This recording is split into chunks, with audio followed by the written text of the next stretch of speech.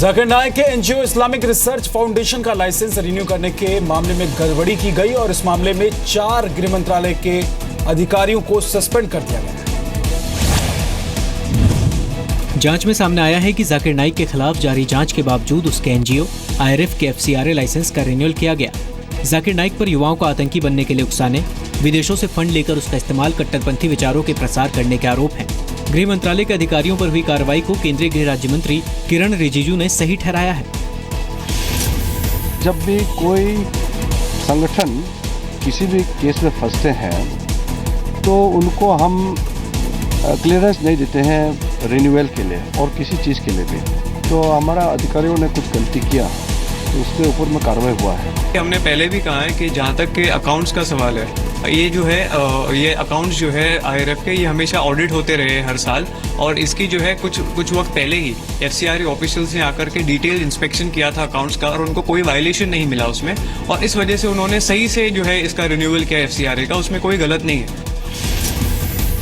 जाकिर नाइक के एनजीओ पर हवाला के जरिए रकम जुटाने की जांच चल रही है।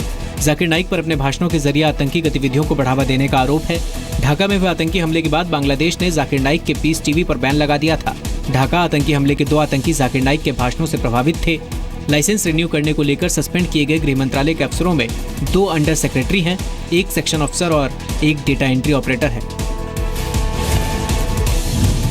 ये भी खुलासा हुआ था कि मुंबई के कल्याण से जो 4 लड़के आईएसआईएस में शामिल होने गए थे वो जाकिर नाइक के भाषणों से प्रभावित थे और सोशल मीडिया पर उसे फॉलो करते थे।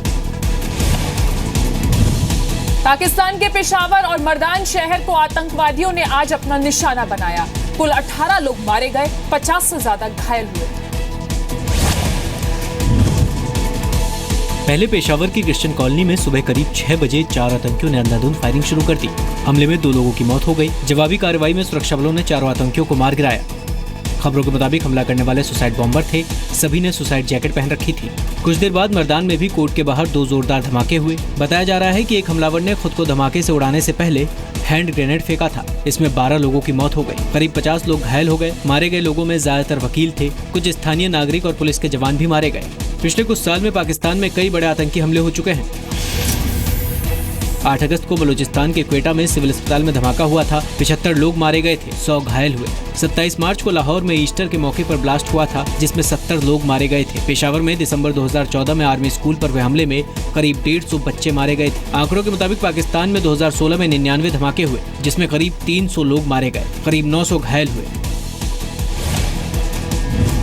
आतंकी हमलों के बाद स्थानीय अस्पतालों में इमरजेंसी घोषित कर दी गई है।